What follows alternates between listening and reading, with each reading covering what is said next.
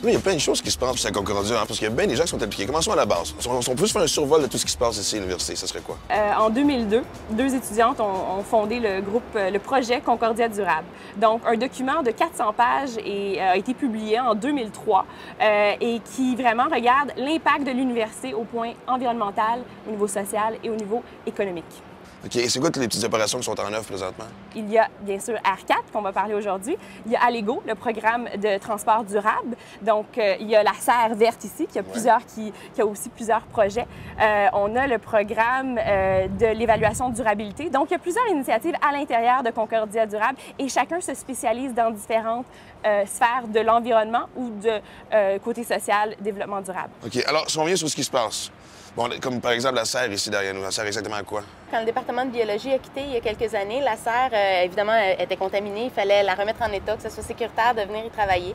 Et puis, c'est un groupement d'étudiants impliqués avec des départements de l'université qui a fait en sorte que la serre ne serait pas détruite, mais bien remise en état, décontaminée et ouverte à l'accès de différents groupements étudiants. Et c'est le département de géographie qui a chapeauté un peu, si on veut, toute la reconstruction de la serre. Et maintenant, le département de géographie s'implique dans la gestion de l'espace. Et puis, il y a différents groupements étudiants qui ont accès à l'espace, à la serre pour développer différents projets. Entre autres, il y a Arcade Compost qui a obtenu 2 cubicules pour pouvoir composter les matières organiques qui sont collectées ici sur le campus. Si on rentre à l'intérieur pour voir justement un peu tout le processus de ce qui se passe, ou on peut l'expliquer brièvement, bien vite, tout part pas de la cafétéria, mais je veux dire, c'est une question de... Si on part une journée typique ici au centre-ville, ce qui va se passer, c'est qu'on a un bénévole qui vient d'un centre de réadaptation qui va venir avec des chaudières chercher les matières organiques au café, au premier étage et à la cafétéria au 7e étage, ici dans l'édifice, et qui va nous amener ces matières organiques-là dans des réfrigérateurs ici dans la serre. Ensuite, 2 fois par semaine, il y a des bénévoles qui viennent, qui pèsent ces matières organiques-là et qui les intègrent à nos systèmes de vermicompostage. On peut aller voir un peu comment ça fonctionne? Viens à l'intérieur. Les wigwams qu'on a ici, c'est un système de vermicompostage qui est en continu. Donc, c'est un système qu'on nourrit toujours par le dessus. Et puis, lentement, les vers de terre mangent les matières organiques, laissent derrière eux un terreau fertile, le compost, qu'on peut récolter en actionnant la manivelle qui se trouve au bas de l'instrument. Et puis, c'est super important, on prend la température des bacs régulièrement parce que quand ça va au-delà de 30 degrés Celsius, eh bien, les on vers... se ramasse avec un ragoût de vers de terre, c'est ça? Oui, exactement. On se ramasse avec un ragoût de vers de terre et nos petits ouvriers sont très précieux, donc on les traite aux petits oignons. Mais là, vous avez fait plusieurs expériences aussi avant d'arriver à ce système-là, c'est ça? Oui, effectivement. Donc, l'endroit ici, quand on l'a designé à la base, c'était un endroit éducatif et aussi un endroit expérimental. Donc, on a essayé différents systèmes, voir lesquels fonctionnaient le mieux. Et on a aussi des systèmes à différentes échelles pour s'assurer que si quelqu'un veut faire du vermicompost à la maison, dans son école ou pour son entreprise, il puisse venir ici et qu'on puisse leur enseigner sur c'est quoi les différentes techniques, c'est quoi les avantages, les inconvénients de chacun, les capacités de différents systèmes. Et puis, on a un programme qui a été instauré en décembre, qui a beaucoup de succès.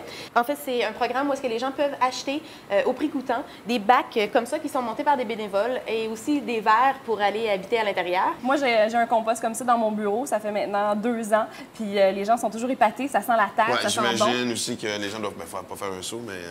Non, mais je veux dire, les gens, premièrement, les gens ont peur des vers de terre, la première chose, mais ils sont quand même intrigués, ils veulent aller voir, ils veulent en voir un. Par contre, les vers n'aiment pas la lumière. Donc, les gens qui ont peur qu'ils s'échappent pendant la nuit, ça ouais, non, il faut quand même pas virer fou non plus, là, je veux dire. J'en vois un autre derrière aussi, je me trompe pas? Non, c'est un autre système. C'est un lit de vermicompost. En fait, c'est un système qui est un peu différent des wigwams qu'on a vus précédemment. Les wigwams, comme j'expliquais, c'est un système qui fonctionne en continu. On nourrit sur le dessus, on récolte le compost en dessous. Tandis que le système qu'on voit ici, c'est aussi un système en continu, mais avec un mouvement horizontal. Les vers de terre migrent vers les régions où est-ce qu'il y a de la nourriture fraîche et délaissent les régions où est-ce que la nourriture a déjà été digérée. Donc, quand le compost semble prêt, on enlève la toile qui préserve l'humidité du compost. On laisse le compost sécher. Ensuite, on peut le tamiser et s'en servir.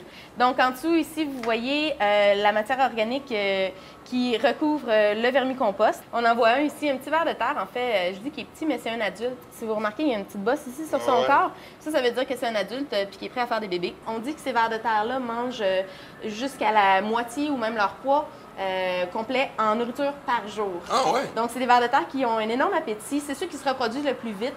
Chaque ver de terre peut vivre jusqu'à 7-8 ans. Donc, on se rend compte qu'après un petit bout de temps... T'es sérieux? Je savais pas ça pendant tout. Ouais. Je viens d'apprendre quelque chose. Un ver de terre peut vivre jusqu'à 7-8 ans. Si on les traite bien, ces vers de terre-là, évidemment, ce sont des compagnons pour la vie. Et la dernière étape, ce serait quoi? Donc, ça part d'ici. Après ça, vous dites, les gens avaient quand même récolté ici ou... Oui, donc le compost qui est terminé, ce qu'on fait, c'est que on enlève la membrane qui retient l'humidité. Quand il est bien sec, on le récolte, on le met dans des chaudières, puis ensuite, on va le tamiser. Ici, quand même, sur le campus. Ici, sur le campus.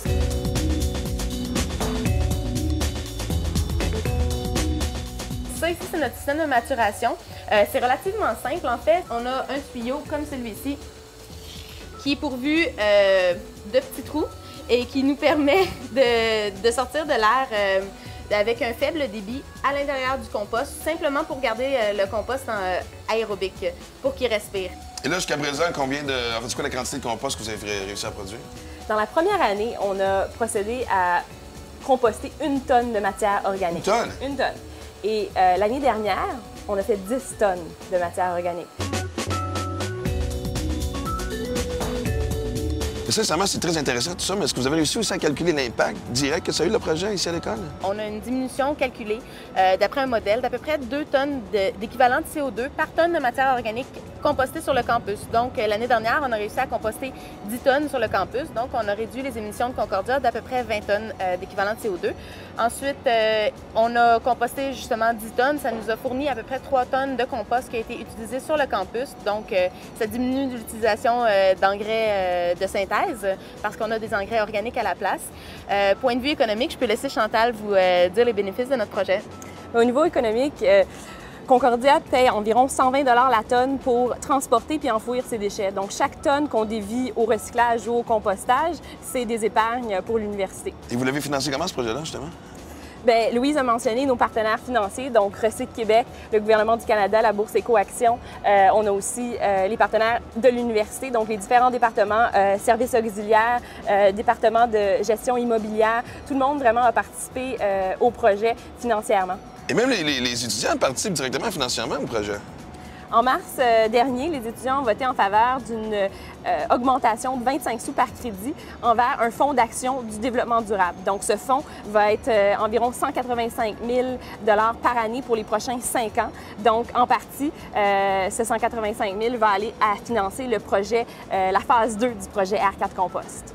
En tout cas, chapeau, mesdames, honnêtement. Puis je pense que le vrai succès de votre projet, c'est votre enthousiasme.